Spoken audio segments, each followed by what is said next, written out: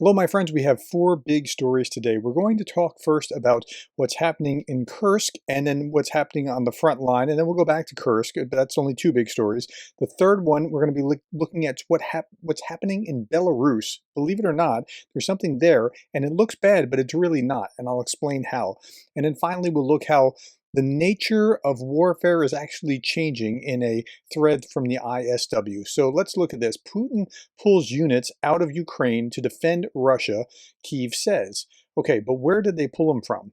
Russia pulled out some units or some troops out of southern Ukraine and back into its own territory to try to fend off an escalating incursion by Kyiv's forces. So unfortunately, they're not pulling them from the Donbas area where they have lots of troops really trying to pound toward Pokrovsk. Russia has relocated some of its units from both Zaporizhia and Kherson regions of Ukraine's south. But that just gives an opportunity for the Ukrainians in those regions to push a little bit harder and see if they can make any ground there. Try to counter Ukrainians' gains. Russian troops have, however, continued their offensive on Pokrovsk and elsewhere in Ukraine's Donetsk region. Okay, and so where are we talking about? This incursion here into Russia is growing even now, and Russians haven't done a really good job of pushing back against it. And it looks like they might even be moving toward Belgorod, and we'll talk about that in just a moment. As Ukraine captured territory, Russian commanders initially played down the assault. So that's a good idea. When you have a problem, just, put your head in the sand and it'll go away. But that's kind of what they did. 74 communities are under Ukrainian control. By the way, this article came out today. 74 communities under Ukrainian control where inspections and stabilization measures are being carried out. The development of humanitarian solutions for these territories continues. So the Ukrainians aren't wasting time stealing toilets and air conditioners and committing atrocities. Now, there are some reports of some looting, but that's Russian soldiers looting Russian houses. It's really bizarre. Okay, second story, or related to that, Ukrainians repel multiple Russian attacks near Donetsk using mines, cluster munitions, UAVs. Despite new Russian tactics of splitting assault units, Ukraine inflicts heavy losses, though gradual Russian advances continue through attrition. And it's really not going well in a sense. Like, Russia does keep making ground. Like here 5 out of 6 of these times that you see the ISW talking about Russian forces recently advanced near Volchansk, that's up near Kharkiv, Chasiv Yar, Toretsk, and Pokrovsk. Ukrainian forces recently gained positions southeast of Seversk and south of Toretsk. So generally speaking, the Russians are making more ground than the Ukrainians on the regular battle line. Geolocated footage published on August 9th shows that Russian forces have marginally advanced within central Volchansk. Russian forces reported an advance along the Kupiansk-Svatovy-Armenia line amid continued fighting on August 12th. Here, Ukrainian forces recently regained positions southeast of Seversk amid continued Russian assaults in the Seversk direction. And then Russian forces recently advanced around Chasiv Yar and continued fighting on August 12th. Russian forces recently advanced southeast of Toretsk, and Ukrainian forces recently recaptured positions south of Toretsk amid continued Russian ground attacks. Okay, so on balance, the Russians are on the normal front line doing a little bit better. But then you look at Kursk and you just think, what is going on there? How is this even happening? A Ukrainian soldier goes for a 15-minute walk in Russia and he returns with 30 more Russian prisoners of war. Well, if you're a conscript there and you want no part of this fighting, you didn't sign up to be a conscript, you had to do it, and you recognize that the Ukrainians are over the border and you want to live, you're like, you know what?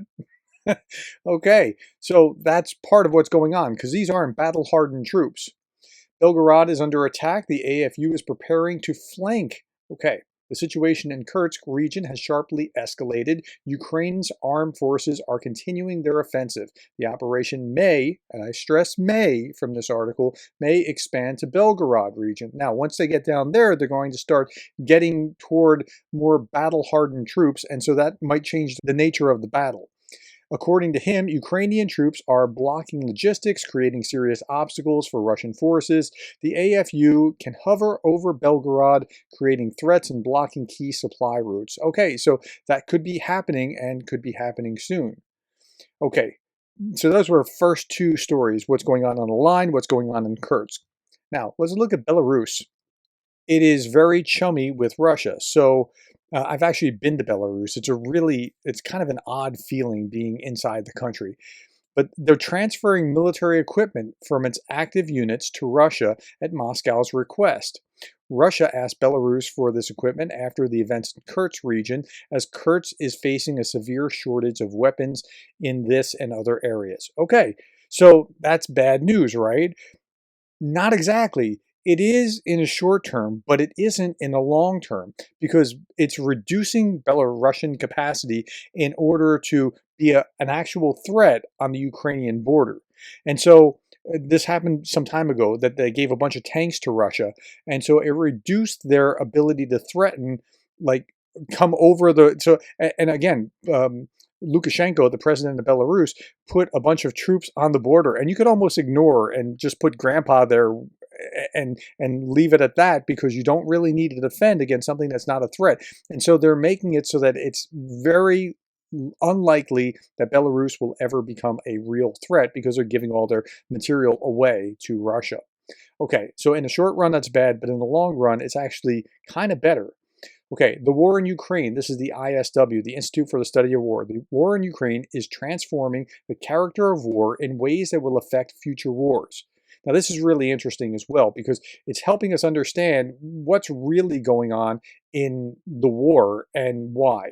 Okay, the fundamental problems of contemporary warfare being exposed in Ukraine fall into two main categories. There are traditional problems that have reemerged, and there are new problems resulting from technological changes that are occurring now. And we'll address both of those. So, at the strategic level, large modern states generally cannot be defeated in a single decisive campaign. This was Putin's big mistake because Putin thought 3 days or 3 weeks, we'll just roll them over, we're just going to have it, right? And that didn't work. Now, 2.5 years later, the Ukrainians still have a lot of. Look, if the Russians keep coming, the Ukrainians still have a lot of fight in them.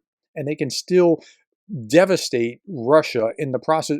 Like Russia, theoretically, let's say they could win, the cost would be so high, but the Russians can keep coming and the Ukrainians can keep fighting. Okay, the US and its allies and partners must recognize that they must be prepared for a protracted war. Now, I hate to say that because I want Ukraine to win and I want them to win like sooner, like not a long time from now, but I want them to win. And it's going to be a protracted war, and they cannot rely on achieving rapid, decisive outcome. That's just not going to happen for the Russians. The Ukrainians, okay, the moralist is physical is 3:1, said Napoleon, right? The Ukrainians are in it to win it because they're defending their homeland and they're, look, it's an existential threat to them. So it's not going to go like quick like Putin thought. Large modern states can often generate enough combat power to man continuous defensive positions. Well, Russia can do that with Kursk, but once they get organized, once they figure it out, but Ukraine is doing that right now and can establish sufficient tactical depth at key points to force an attacker to conduct a costly and risky penetration battle. This is exactly what's happening as they're trying to take Kursk, the area that they're contesting on the most hot part of the regular battlefield, not Kursk, is actually costing like so many men, but it's going to be very, very costly. Penetration battles have once again become so costly to the attacker that exploiting breakthroughs, even when they can be made, is not feasible. So it becomes this static on the line. It's not going to be huge movement one way or another. And even when breakthrough is made, exploitation begins. Large modern states can usually establish subsequent defensive positions at some distance in the rear to stop that exploitation. So solutions to these problems have been found at various levels of technology, but those solutions have not been permanently resolved the problem.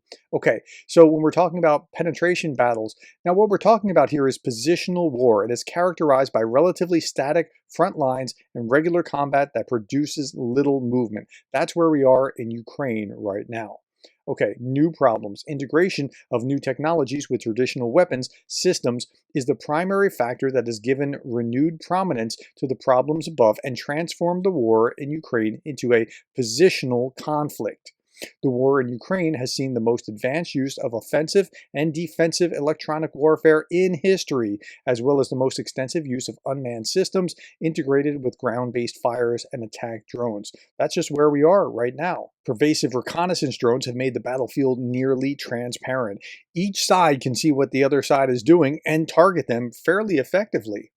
Masses of small first-person view attack drones have made the battlefield extraordinarily lethal because of their ability to destroy individual vehicles and small groups of personnel with precise strikes in a cost-effective manner.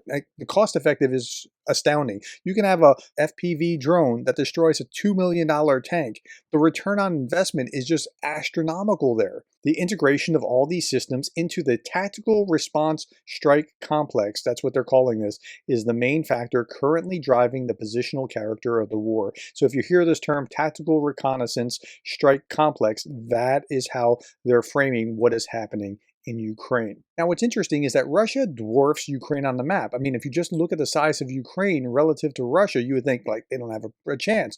And their population's about 3-1. But I think what's happening here is that you're having some of the dynamics that Henry Kissinger talked about. He was talking about guerrilla warfare versus conventional army. The conventional army loses if it does not win. The guerrilla wins if he does not lose. Now, let's just think about Ukraine as the guerrilla and Russia as the conventional army. And I know it's not the same thing. I'm taking a little liberty here, but really, Ukraine just has to hold out because the same dynamics at place. Look, 902 days ago, we were all going, oh, what's happening? Like, Russia's going to, what? And we're thinking, like, Ukraine's toast. How are they possibly going to be able to stand up? But you know what? That 3-day or 3-week special military operation turned out not to work out so well. And trolls will say things like, hey, how's that war going? Yeah, you should ask Russia how the war is going. You should have mopped them up in 3 weeks, and yet you're still here on day 902. And so I think that's the dynamic at play here. Two final things here, and we'll be done.